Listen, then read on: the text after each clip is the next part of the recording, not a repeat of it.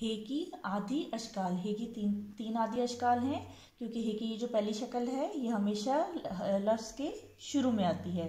जैसे हे वो हो, जैसे हे अलिफ हा, जैसे हे छोटी ही। इसी तरह हे की जो दूसरी आदि शक्ल है ये हमेशा लफ्ज़ के दरमियान में आती है। जैसे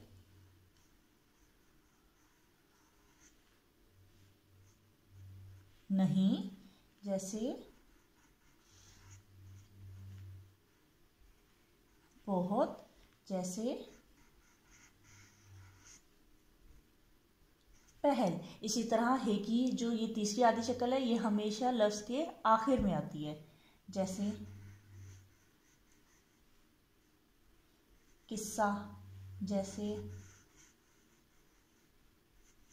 हिस्सा, जैसे हम लिखेंगे बंगला।